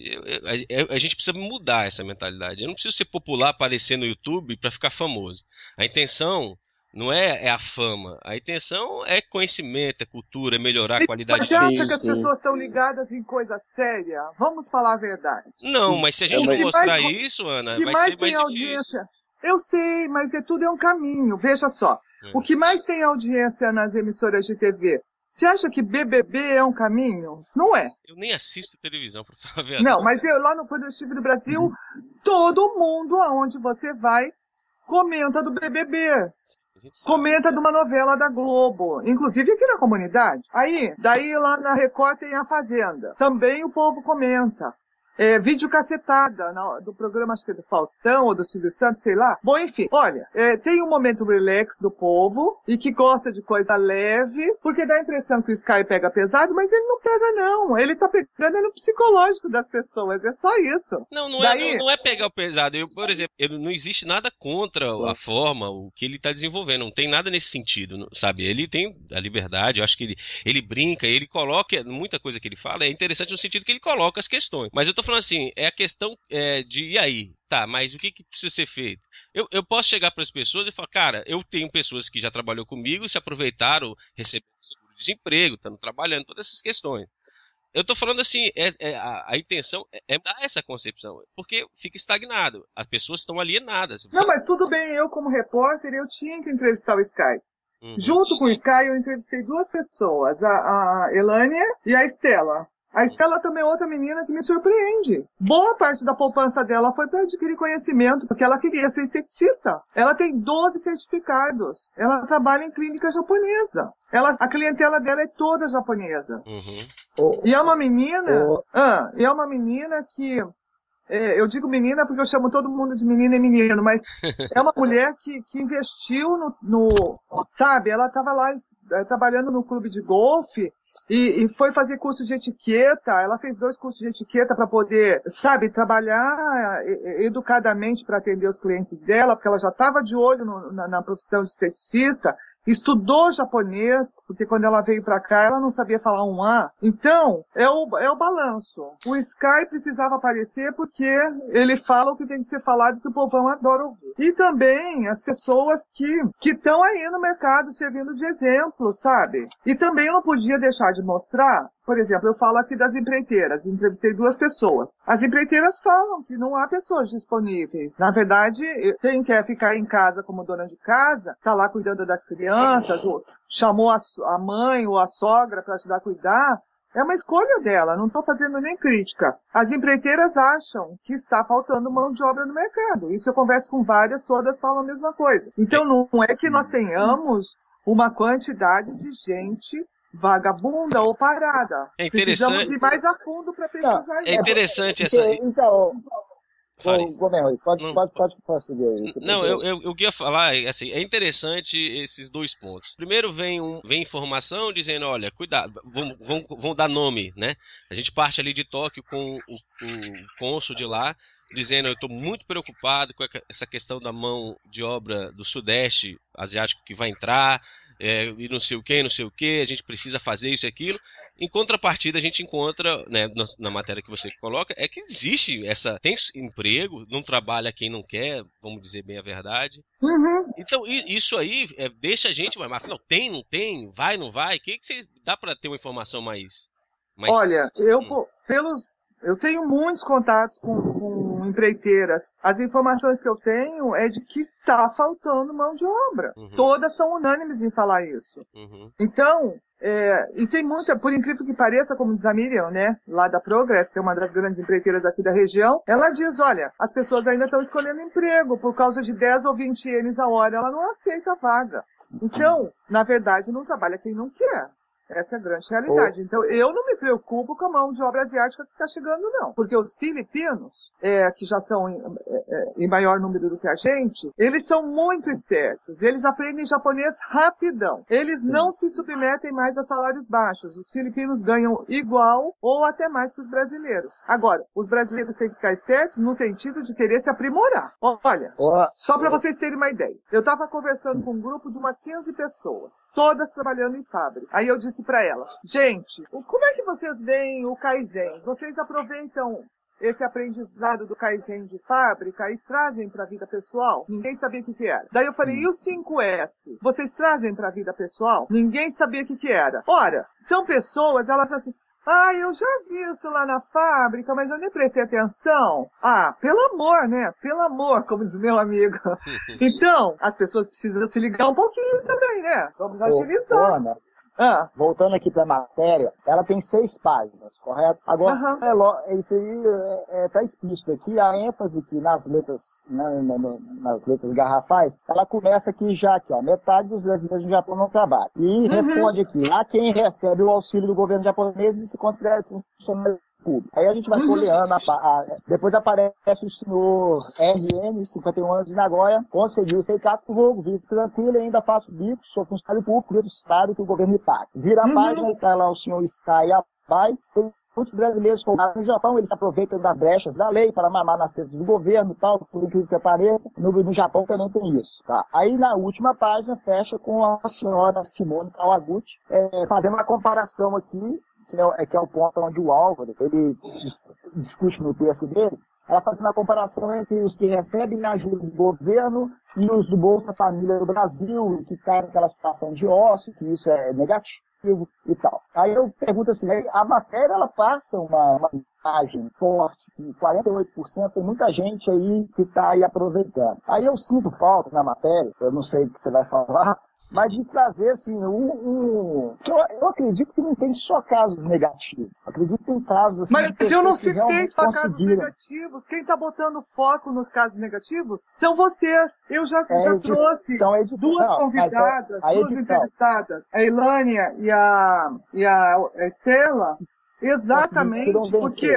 Não, sim, a Estela fala. Mas olha só, mas eu tiro assim, a ênfase dada, a ênfase nos tópicos, nos subtítulos aqui na matéria, ela tem talvez é o que você citou, né? Para criar um choque, dar um alerta. Mas olha só, dentro desses 48%, é difícil a gente saber quantas mães estão paradas para ficar com crianças. É difícil a gente saber quantos estão na informalidade, vendendo salgado, vendendo passagem aérea, fazendo qualquer tipo de Sim, mas tudo isso está na matéria também. Não, sim, mas não tem dados. Fica difícil a gente saber desse contingente aí, 48%, quem é quem. Mas um dado daria para saber, que é quem recebe Seikatsu Rogo. Gente, você sabe, deixa eu falar uma coisa para vocês. Não tem como fazer um levantamento formal. Eu não posso fazer uma entrevista 100 pessoas. Ele não fornece? Não existe. Não existe. Eu não posso pegar 100 pessoas e fazer uma pesquisa. O Álvaro, que é bolsista e está fazendo mestrado, ele vai me dizer.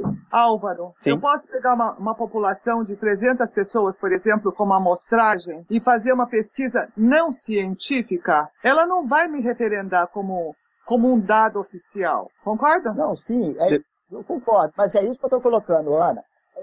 Você, tudo bem, a gente não vai conseguir identificar dentro dos 88.960 quantas são mães que estão paradas, quantos são informais que estão vendendo alguma coisa, dando palestra, dando curso, alguma coisa, entre quem é de fato estudante e quem não é. Mas como foi dado ênfase na questão do Seikatsu Rogo, você procurou, assim, não tem como, porque esse número do Seikatsu Rogo, com certeza, esse é fonte oficial. Eu tenho o número do Seikatsu Rogo, mas da população total, eles não têm segmentado por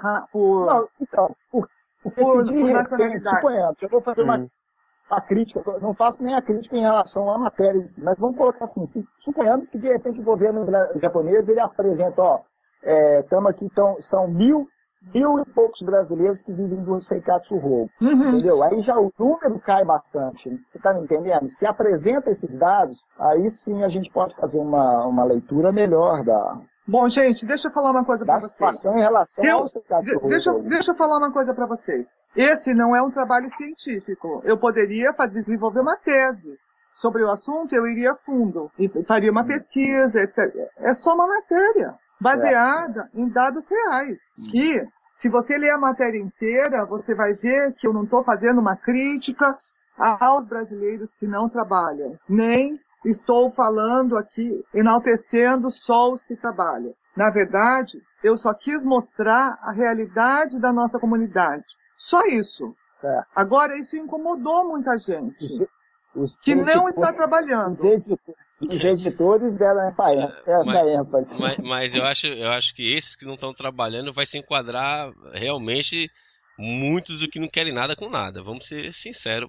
Não, então, a preocupação é essa, é haver uma criminalização por parte das pessoas que recebem os certificados de roubo por justa causa, a pessoa de fato se encontra. Não, mas também se eu pegar um número, vamos supor que seja 1.000 pessoas brasileiros aí no certificado de roubo, como é que eu vou saber quem realmente precisa e quem não precisa, sabe? Daí eu teria que ir atrás dessas pessoas. E vou falar uma coisa para vocês. Eu recebi 2 e-mails de 2 pessoas que estão no certificado de roubo, que ficaram doentes e me mandaram a história delas. Então, depois que leram a matéria. Então, tem pessoas em situação difícil, sim, sabe? Elas realmente precisam, pagaram impostos e precisam, e eu acho que é muito justo que elas recebam. Eu não estou fazendo uma crítica. Tem situação difícil que não recebe também.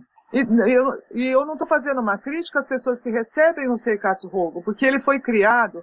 É um programa de benefício criado para as pessoas que precisam. Eu faço uma crítica severa a quem faz uso de um benefício que não é necessário. Seja qual for, né?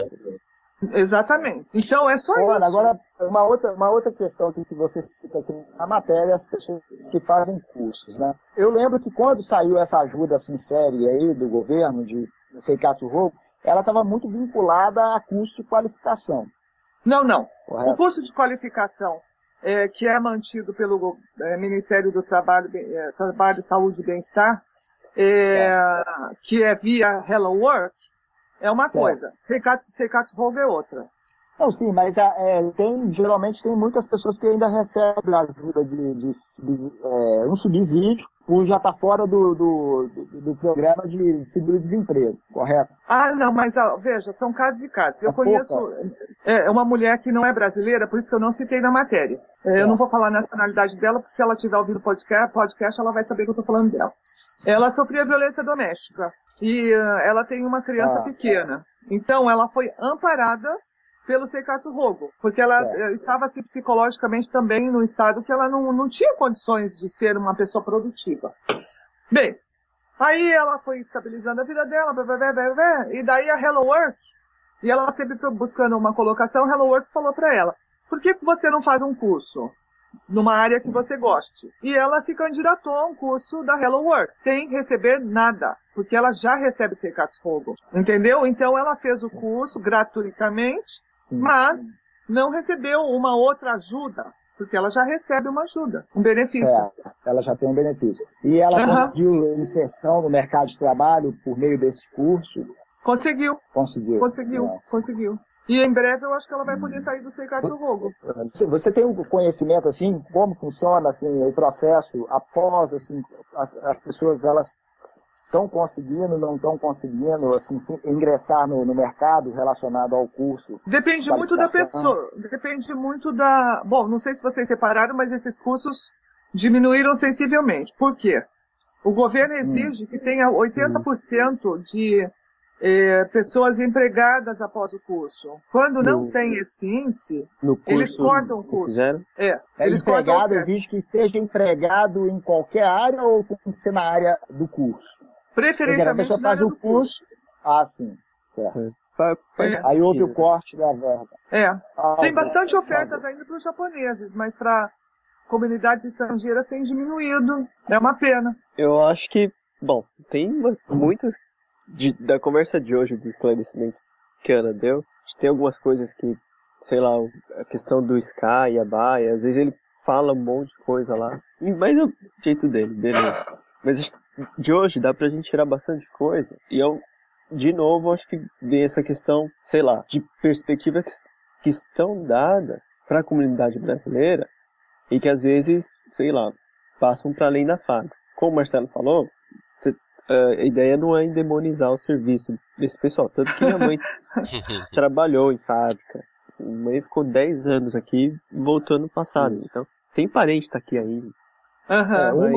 Uma porque a satisfação pessoal ela não pode ser única e exclusivamente ligada a trabalho. Com certeza. É um trabalho que honesto. Eu acho que muita gente, né? Então, eu acho que uma das questões que precisa mostrar é que assim, as pessoas reclamam do trabalho em si, mas em qualquer lugar do mundo a pessoa precisa trabalhar para sobreviver. Isso é uma realidade. Agora também existe um certo pretexto, uma certa desculpa para algumas coisas. Por exemplo, eu trabalho em Caixá, eu sou operário.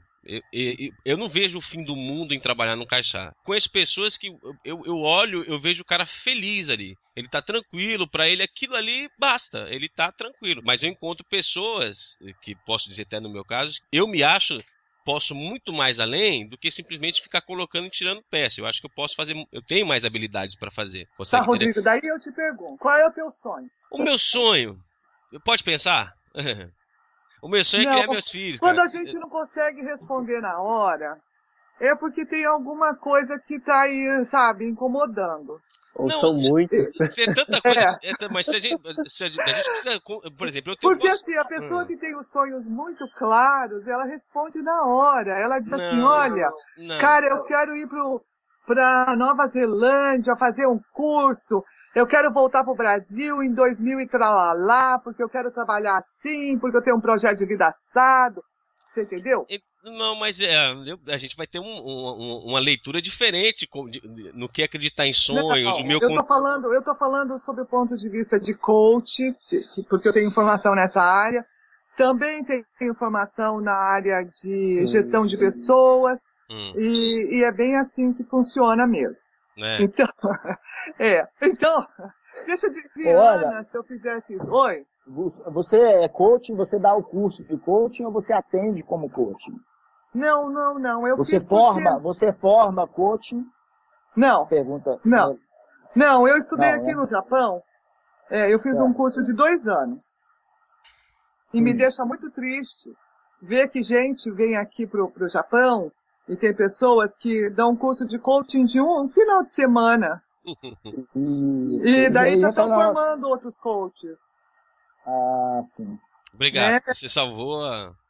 Você já deu uma luz aí. Porque a gente percebe. Eu sou contra, eu acho isso horrível. Porque a gente trabalha com o bem maior da pessoa. Sim. A gente trabalha com, não o bem maior, os bens maiores dela. Ou seja, com todo o talento, com todo o potencial que ela tem. Então não é assim, sabe? Eu vou fazer um curso de final de semana, daí eu já vou te atender, tá? Porque esse discurso, eu já ouvi esse discurso aí de chamar as pessoas para esse curso, dizendo que é uma oportunidade tanta de trabalho no Brasil, a pessoa paga uma quantia que não é barata, é cara, é um mês de trabalho quase. E a pessoa acha que vai chegar no Brasil e vai ganhar rios de dinheiro. Olha, talvez esses cursos deem alguma luz, com certeza, né? Eu acho que todo curso, todo seminário, você sempre aproveita alguma coisa. Mas não que num fim de semana você consiga a formação. Eu queria concluir, né? Eu queria que a gente pudesse fechar, então, que o Marcelo, que o Álvaro, que o Munia fale se tiver mais alguma coisa, pra gente poder amarrar. Eu falo pros meninos, às vezes, que a gente fala assim, vamos tentar gravar um podcast um pouco mais rápido. Eu falo que vocês dão muito trabalho, porque na hora de editar, a gente tentar deixar, porque assim, a gente percebe assim, a falta de interesse das pessoas com muita coisa, e também de ouvir, também se não for interessante escutar um podcast de 1h30, o pessoal não quer, a gente já tá caminhando para isso, já tem 1h30. Rodrigo, então, mas eu acho que o meu caminho é abrir um hangout. Pra, 5.000 pessoas, 10.000 pessoas, entendeu? Eu acho que sim, pode fazer, mas a gente precisa de um público pra isso. Acho que mas começa com 1, com 2, com 5, com 20, com 50. O Google Hangout? Dá pra fazer o vídeo, né? A gente pode fazer o que a gente tá fazendo aqui lá em Hangout e ter só pessoas assistindo, por exemplo, não ter participação. Fazer ao vivo, e elas participam também. Então, a gente tem existe essa ideia, assim, eu tô desenvolvendo um blog, um espaço, é um trabalho que tá começando, é aquilo, né? Trabalho encaixar, o tempo já não é tão... Existem projetos para tentar Mas fazer... parabéns, viu, pela iniciativa. Obrigado. A gente tem muita coisa pra gente. A gente precisa de pessoas que possam nos ajudar, igual você. Você passou muita informação, você trouxe muita coisa que a gente, até na leitura, essa questão, a leitura que a gente faz na matéria, né? Geralmente é o que eu costumo dizer. Você lê palavras, ela não traz expressão, não traz sentimento. É diferente você estar ouvindo alguém ou conversando com alguém. Uhum. Mas vamos tentar aqui. Então, Marcelo, Álvaro, vamos dar uma amarrar aí, quem tiver mais alguma coisa para querer perguntar, para a gente poder fechar, por favor. Você passa a vez a casa, hein, Marcelo? Eu passo pro Munir, pro Rafael. O Rafael tá aí? Acho que ele... Eu tô aqui ouvindo tudo. E tá aí, eu não acredito. Eu tava achando que ele tinha caído, Rafael. Ele, sei lá... Eu também pensei que tivesse saído. Munir, suas considerações. Não, eu achei interessante esse momento final agora que vocês tiveram, da Ana te perguntar qual o seu sonho e você não conseguir responder, né? Mas isso é uma coisa que eu trabalho, porque realmente a Ana, quando o Álvaro trouxe a questão das escolas, ela falou dessa falta de sonho nas escolas. Essa falta de sonho tá na fábrica também, né? Sim. E por que ela tá na fábrica? Porque quantas vezes você é questionado na sua atividade fabril a ter perspectivas, a ter sonho? Quantas alternativas são apresentadas para vocês? Eu imagino que seja muito mais imediato, seja muito mais o fim do dia, o fim do mês, etc. Então é importante criar um espaço para a gente debater, para a gente trazer todas essas saídas, né? Para quem tiver a fim de ir além da fábrica. Ou trabalhe na fábrica, mas possa discutir outras coisas, possa cultivar um hobby coletivo, sei lá, também cultural. Deixa eu só que voltou à tona essa questão do meu sonho. Eu vou definir para vocês, vou responder. Não. A gente podia abrir um podcast só para sonho. Ia ser muito legal. Podemos, vamos fazer. A gente pode fazer isso. Tá feito, tá intimado então a gente fazer isso. Mas deixa eu falar para vocês a questão do sonho. Não é que eu tenha sonhos. Meu sonho é esse. Meu sonho está sendo realizado. Meu sonho é poder ajudar o meu próximo, é poder fazer alguma coisa para que a gente tenha uma comunidade melhor, que tenha pessoas melhores, que a vida possa ser melhor para as pessoas. Para mim isso é sonho. Eu não tenho objetivo de ganhar dinheiro, ser milionário, ter uma firma, viajar pelo mundo. Meu sonho não é esse. Meu sonho se resulta isso, em ver um bem comum para as pessoas. É isso. Eu sou realizado e eu estou fazendo aquilo que eu gosto com toda a alegria do mundo. Vocês não têm ideia. Eu passo a maior parte do tempo preocupado em poder contribuir, ajudar, tentar ajudar o cara que está ali com a dificuldade, que não sabe o que faz da vida, o outro que está passando por um momento difícil, o casamento está destruído. Isso é meu sonho e essa é a minha realidade. Eu vivo e muito feliz com a minha família, família no contexto de família, porque isso não é só um objetivo meu, isso é família. Então a gente é feliz e esse é um sonho que a gente realiza, estando ajudando as pessoas. E assim, é isso. É bem simples. Pronto. Só para será que o bacana, cara... Bacana. Palmas. Fechei. Minhas considerações foi essa. O Rafael não continuou também. Perdão, Munir, eu acabei de... Não, ótimo, Rodrigo. Eu não tô discutindo que isso seja uma realização nem nada, mas eu digo mais na hora que, sim, você disse que a fábrica era muito pouco para você, essas atividades de ficar encaixando peça todo dia, você podia fazer mais. Era mais nesse sentido que eu tô falando. Eu acho que isso é uma coisa que passa na cabeça de muita gente, mas que ao mesmo tempo que passa, ela fica só na insatisfação. E por que fica só na insatisfação? Porque você não consegue nem sequer imaginar a sua... Ok, então vou parar a fábrica e vou fazer isso. Entendeu? É mais nesse sentido que eu acho que é importante a gente colocar um canal para a comunidade que seja de alternativas, de saídas, de o que tem aqui para vocês fazerem e tudo mais. Sim, ou então mesmo dentro da fábrica, né? Mas já ficar visualizando uma atividade que ele queira desenvolver no Brasil. Eu acho assim, em 1994, teve uma pesquisadora brasileira, que talvez tenha sido a primeira pesquisa dentro da comunidade, que ela levantou, naquela época, a maioria que estava aqui veio só, né? Em 90, os homens vinham sozinhos, as mulheres vinham sozinhas. Não traziam suas famílias. Sim. Então elas tinham objetivos muito claros, metas muito claras. Verdade. Tanto que boa parte desse pessoal já não voltou mais para cá. E naquele tempo, por incrível que pareça, deixa eu tomar uma água aqui porque estou me engasgando, só um minutinho. Desculpa. Naquele tempo, por incrível que pareça, 70% tinha formação universitária completa. Então, elas vinham muito focadas, eram médicos, dentistas, engenheiros, que queriam montar seu consultório, sua empresa. Tinha um objetivo mesmo, né? E hoje eu percebo, quando eu converso com as pessoas, que elas não têm isso mais claro na cabeça delas. No coração delas. Até gostaria de ouvir o Álvaro, que é antropólogo, porque eu gostaria de ouvir o ponto de vista de um antropólogo. Essa menina que fez a pesquisa na ocasião era socióloga. Ela é Lili Kawamura, será? Não, bem antes da Lili, muito. É Elisa Sasaki? Elisa Sasaki não, um pouco muito depois antes. Da... Muito antes.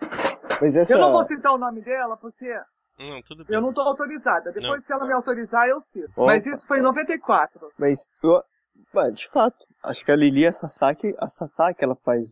Ela traça mais a história dos brasileiros, dos japoneses do Brasil e brasileiros. De fato, é isso mesmo. O retrato... Tem até num texto dela de 2006 que ela fala que o retrato do brasileiro dessa época era homem, casado, tal, tipo, meia-idade, que já tinha uma formação superior no Brasil. Só que esse fluxo migratório se transformou drasticamente, né? Mudou a cara. E mudou tudo também, né? Desse tempo pra cá, com relação até à economia, o Brasil e tudo mais. Sim, né? porque como a gente tá falando de um movimento entre, pelo menos, no mínimo, 2 países, pelo menos entre Brasil e Japão, e pode ser entre Brasil, Japão e... sei lá, um país da Ásia. Filipinas, Vietnã. Filipinas, tem muitos brasileiros casados com Filipinas, né? Então, você é mediado pelo que acontece em ambos os locais, né? Tanto no Brasil, Japão, ou num terceiro local. E, eu lembro que minha tia veio pra cá em 90 e pouco. E ela conseguiu juntar dinheiro e comprar uma casa em São Paulo. Hoje em dia... Quantos anos a gente precisa trabalhar aqui para comprar um apartamento simples em São Paulo? Uma vida. Acho que talvez uma vida.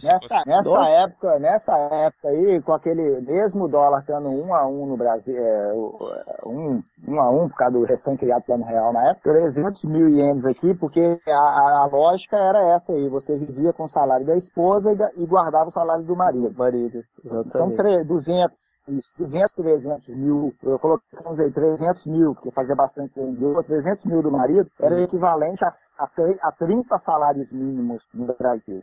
Nossa. Hoje, mesmo com o câmbio melhor do que na época, hoje já está mais de 2. Né?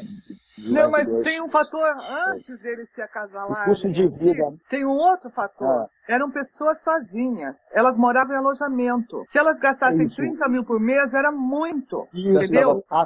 Nessa época, as folgas eram reduzidas também. Você tinha 2 folgas por mês, então você praticamente não gastava. E os benefícios em si também eram outros, né? Você não tinha tanta coisa como hoje de pagar, né? Você não tinha muitos benefícios. Você não tinha esses encargos sociais que tem que pagar hoje em dia, Chakai Roquem.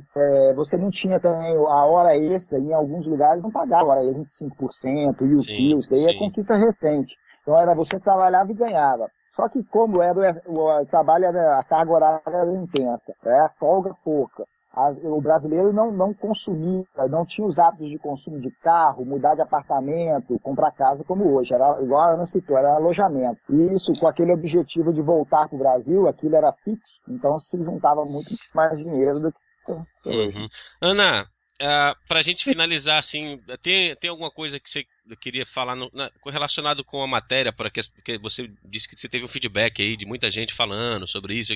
Tem alguma coisa que você queira deixar, que de repente as pessoas tenta entender, sei lá, e você queira alguma coisa, não sei, fica à vontade. Eu agradeço a oportunidade de participar e poder explicar um pouquinho, não querer me colocar na defensiva, não é nada disso, até porque eu gostei muito do texto do Álvaro, achei bem lúcido quando eu li, e gostaria de ouvir mais essas questões da comunidade, mas eu não queria focar nos problemas não, porque eu não gosto de focar em problema, eu gosto de focar em solução. Então, a partir de agora, quando vocês tiverem assim, algum assunto bacana que a gente possa desenvolver a respeito de soluções e foco, metas, como conseguir isso, como fazer aquilo, eu estou à disposição. Certo. E agradeço muito o fato de vocês terem me convidado. Foi muito bom interagir com vocês, até gostaria de conversar sobre outros assuntos.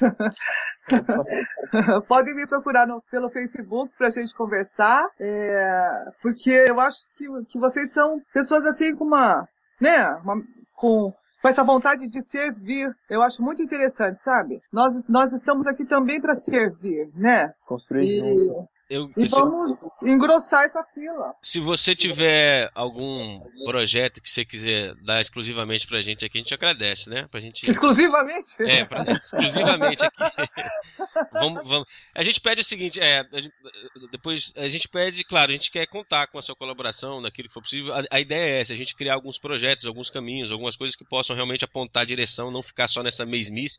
E assim, a gente não tem ideia de ficar aqui só, né? Olha, isso aqui você não faz. A nossa ideia é ter uma crítica, né, em relação, seja o que for o assunto, em relação à comunidade, e a gente poder buscar a solução do problema. Eu acho que o que mais esse time aqui está querendo é justamente isso, é buscar a solução. De que forma que a gente pode realmente encontrar a solução. O que está acontecendo hoje, como é o início, Ana, é que a gente está encontrando as pessoas, conversa. Você deu essa oportunidade pra gente, muito obrigado mesmo. Para algumas pessoas, eu vou ser muito sincero, tem gente que não quer nem falar, né, não consegue entender que a gente faz uma crítica, a gente busca contato para tentar melhorar, não é uma intenção de querer, sabe, denegrir a imagem de ninguém, não tem nada disso. A intenção é isso, é ter diálogo e encontrar caminhos. É a nossa maior intenção. Então eu, de verdade, fico muito agradecido por você dispor, ter o seu tempo hoje e tudo mais, e estar nos ajudando. Eu é que agradeço. Tenha certeza disso. Nós vamos incomodar mesmo, chamando para mais alguma coisa futuramente, tá bom? Claro! Ô, Ana. Oi! Marcelo, então, você escreve freelance, né, para Vitrine, e uma pergunta. Você já, com esse bate-papo hoje, já tem alguma pauta de reportagem baseado no que foi discutido aqui? Olha, surgiram várias ideias. Não gerou nada de... Olha, use elas. Não gerou nada de construtivo.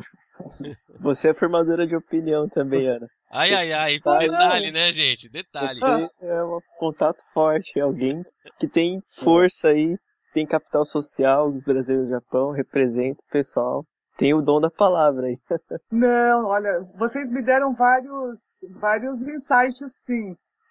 Agora eu preciso vender isso para os editores, né?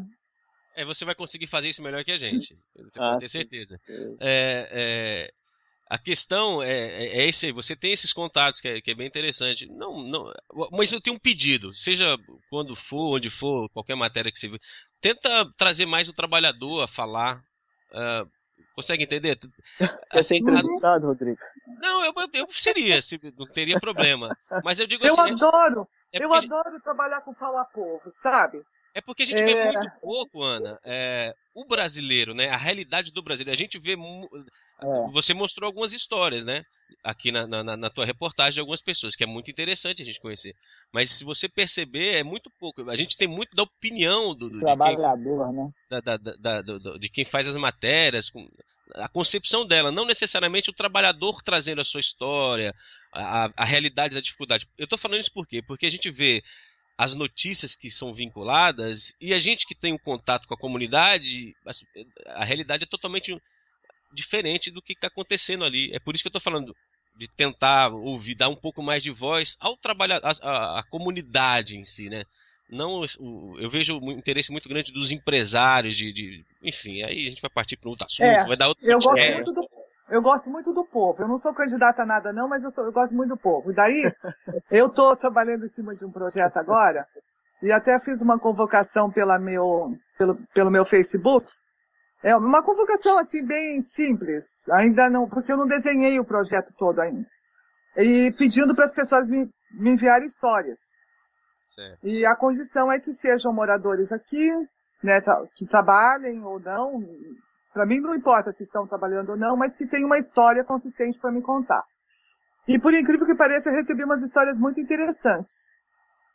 Então, eu vou trabalhar um pouquinho mais em cima desse projeto. E em breve eu acho que eu tenho novidades para passar para vocês, sim. Legal. Ouvindo pessoas assim, que eu nunca vi, sabe? Que eu nunca vi na vida, que eu não conheço, que eu vou passar a conhecer. Sim. Então, se você quiser dar voz, a gente está aqui para essas pessoas. Parabéns, Ana. Parabéns, porque você vai dar rosto, vai dar uma alma, vai dar, sabe, você vai personificar os trabalhadores brasileiros do Japão, você vai conseguir mostrar quem são, né? Eu acho isso muito fantástico, parabéns. Meus humildes parabéns aí.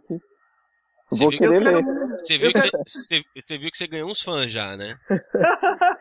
Eu também sou fã de vocês. Ana, deixa liberar você. Munia, mais alguma coisa? Tudo bem, gente? Fechou então? Tudo bem. Fechamos. Obrigado, Ana. Muito obrigado. Eu que agradeço, gente. Ana, o que se você precisar por parte da gente aqui, fazer contato com os meninos. Assim que tiver pronto o podcast, eu já te mando o link. Legal. Tá? E de verdade, muito obrigado mesmo, tá? Eu que agradeço, viu, gente? Tenha um ótimo feriadão de Golden Week, tá? Obrigado, beijo. Tchau, abração. Tchau, tchau.